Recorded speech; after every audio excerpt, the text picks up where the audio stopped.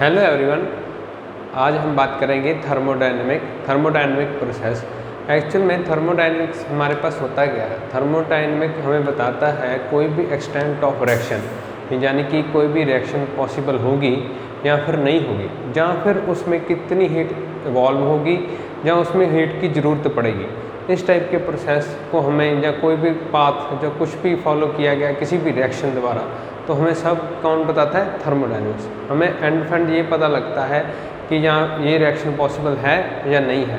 उसके बिहाफ पे पहले हमें कुछ टर्म्स का पता होना चाहिए। आज हम उन्हीं टर्म्स के बारे में पढ़ेंगे। सबसे पहले हमारे पास आते हैं एंट्रोपी। एंट्रोपी क्या है? एंट्रोपी जैसे हम पढ़ते हैं डिग्री ऑफ रैंडमनेस। देखो समझो, पहले हमारे पास जो ये यूनिवर्स है, ठीक है, हम है चाहे कोई भी है, वो हमेशा ऐसे सोचेगा बिखरा हर चीज़ बिखरी पसंद होगी। जैसे हमारा कबर्ड है, ठीक है, डेली रूटीन में हम उसको साफ़ करके रखते हैं, पर शाम तक फिर से जब हम अपना सामान निकालते हैं वो सब अगल बगल इधर उधर बिखर जाता है। उसी तरह यूनिवर्स भी ऐसे ही है। कोई भी मॉलिक्यूल है, जो गैसेज है, जो क्या है, वो हर चीज़ बिखरा रहना चाहती है। इसीलिए हम यूनिवर्स की एंट्रोपी को ऐसे लेके चलते हैं, वो बढ़ती ही रहती है, कभी भी कम नहीं होती। उसी तरह हम एक एग्जांपल लेंगे। जैसे हमारे पास सॉलिड है, सॉलिड में पार्टिकल बहुत नज़दीक हुए हैं, और उसके बाद आता है लिक्विड। लिक्विड में पार्टिकल थोड़े थोड़े दूर होते हैं, जबकि गैसेस में बहुत ही दूर होते हैं। तो हमें इससे क्या पता चला?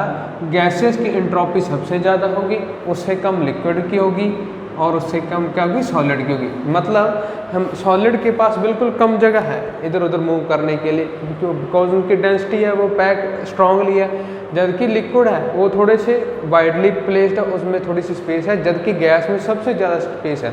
इसलिए हम कह सकते हैं एंट्रोपी जो कि गैसेस की सबसे ज़्यादा होगी। क्या? क्योंकि हमारे पास एंट्रोपी होती है कितनी कोई भी गैस एक्सपैंड कर सकती है, जब कोई भी सॉलिड लिक्विड किसी भी कितना एक्सपैंड कर सकता है। इसको मेज़र करने का यहाँ फॉर्मूला कह सकते हैं हम Q divided by R, where Q क्या होती है?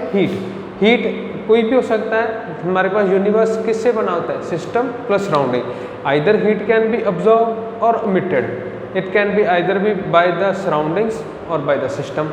Further we will study about system and surrounding also. This Q represent the amount of heat which is either absorbed or emitted by a system or a surrounding, whereas T represents the temperature. Thus, its unit of entropy is Joule Kelvin inverse, where Joule is the quantity unit of a heat and temperature unit are Kelvin. Thus, further term is an enthalpy. What is meant by enthalpy? हमें बहुत परेशान करता है word enthalpy। enthalpy होता क्या है? enthalpy कुछ नहीं, एक एनर्जी की ही टाइप ही कह सकते हैं हम। इसे हम डिफाइन करते हैं, ये टोटल सम होता है किसका? U plus PV। U क्या होता है हमारे पास? Internal energy. कोई सिस्टम है हमारे पास, उसमें कितनी उसमें इंटरनल एनर्जी है, उसे हम U से रिप्रेजेंट करते हैं। V और P क्या है हमारे पास? Pressure and volume. दस जो एंथैल्पी होती है वो टोटल सम होती है किसका? U प्लस PV का, internal energy plus pressure into volume. ठीक है, ये भी एक एनर्जी का ही टाइप है। जो हम तीनों टर्म पढ़ रहे हैं ये एक एनर्जी की टाइप है, जो एक रिएक्शन में प्रोसेस चलता है उसमें जो इन्वॉल्व होती हैं उनकी ये टर्म्स हैं। एग्जैक्टली तो ये है। ठीक है, आगे हमारे पास आते हैं Gibbs free energy. Gibbs free energy क्या होती है? Delta H minus T minus delta S। अब ये क्या है, हमें टर्म्स का पता होना जरूरी है। डेल्टा H तो हम पढ़ के एंथैल्पी, ठीक है, और T और डेल्टा S क्या है? एंट्रोपी। यानी कि गिब्स फ्री एनर्जी इन दोनों का यूज़ करके बनती है।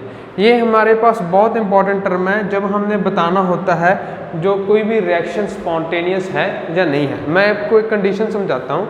अगर कोई भी रिएक्शन स्पॉन्टेनियस प्रूव करनी है, स्पॉन्टेनियस जैसे भी खुद अपने आप हो रही है, उसमें हमने कोई भी एनर्जी इन्वॉल्व नहीं की है, वो अपने आप चलती जा रही है, आगे आगे मूव करती जा रही है।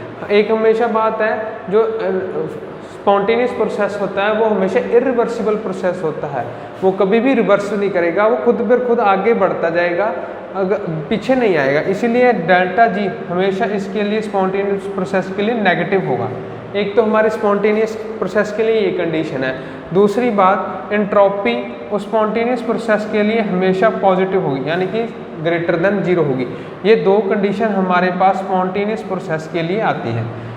नेक्स्ट हम बात करेंगे स्टेट फंक्शन और पाथ फंक्शन के बारे में।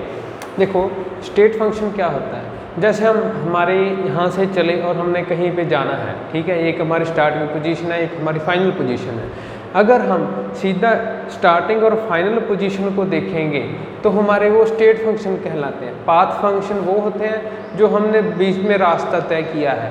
हम स्टेट फंक्शन को देखेंगे तो हमें कोई भी नहीं पता, हमने चाहे लंबा रास्ता लिया है, चाहे शॉर्टकट से चले गए, कहीं से भी चले गए, उससे कोई मैटर नहीं।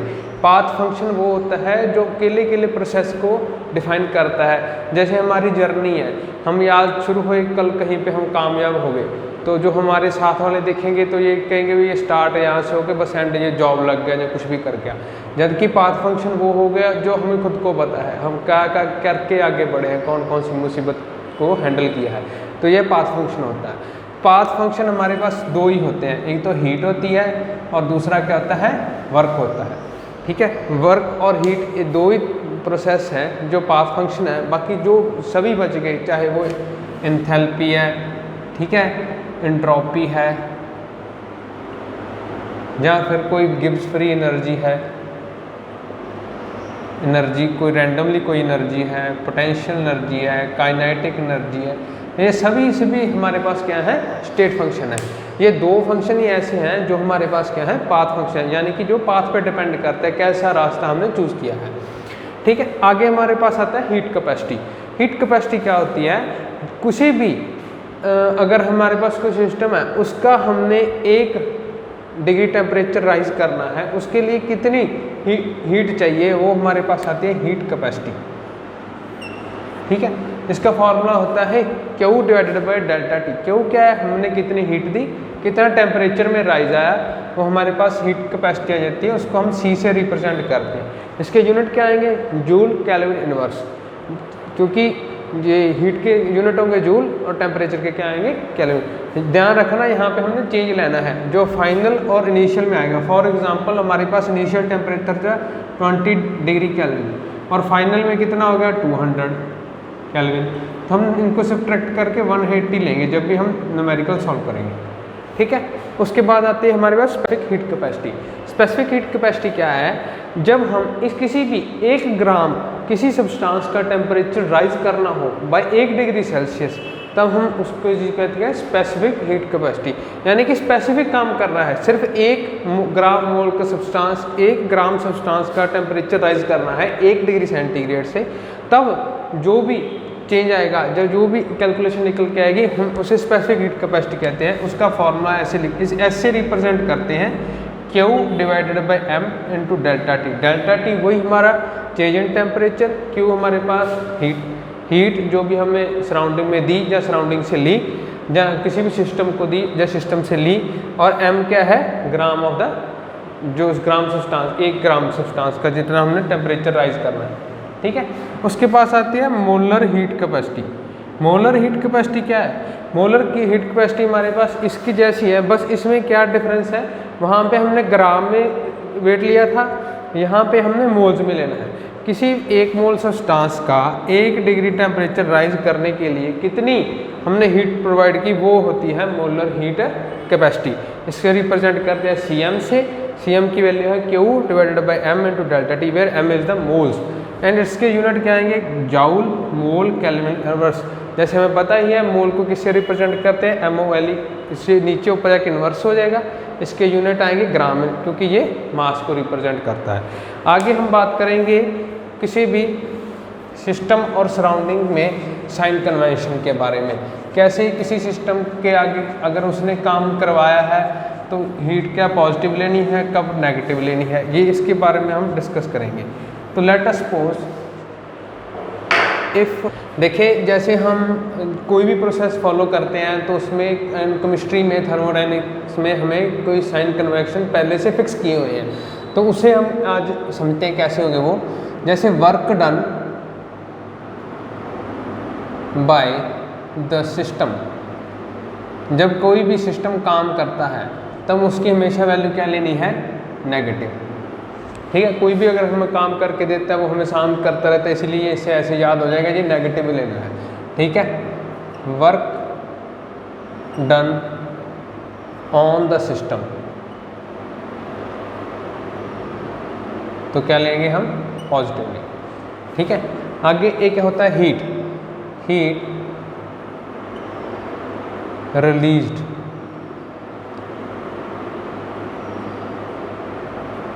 by the system,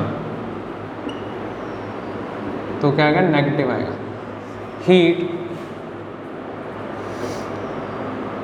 bye the system, ये हमारे पास पॉजिटिव है। यही अगर ये सभी साइन सराउंडिंग के लिए लिखने होते हैं, जैसे work done by the surrounding, तब क्या आ जाएगा हमारे पास पॉजिटिव। तभी work done by the surrounding, तब क्या आएगा, नेगेटिव। अगर further heat released by the surrounding, तब positive. And heat accepted by the surrounding, again negative. In case of surrounding, these signs will reverse. In case of the by the system, all these are positive. So learn any one single learn and change the sign of the another one. It will be easy for you. This will help you in solving the numerical, which we are going to try in further cases. Now let us take an example from which you will tell me in comments which is the state function and which is the path function. We have the option as follow. First is Q, second is W, third Q plus W, and last is delta H minus T delta S. I have explained you, then tell me which is the state function and which are the path functions. Hope so you have done. I will tell you now. We have seen that Q and W both are the path functions, but now here the problem arises in this case, as we know delta U is equal to Q plus W from first law of thermodynamics. Thus U, delta U, change in the internal energy, is state function or path function? It is a state function. Thus this is not a path function, and this is the very known formula of delta G, Gibbs free energy, which I have already explained you, that this is also not a path function, it is again state function. Thus these types of questions are very commonly seen in your exams, so try these type of exams also. Thank you, keep on supporting.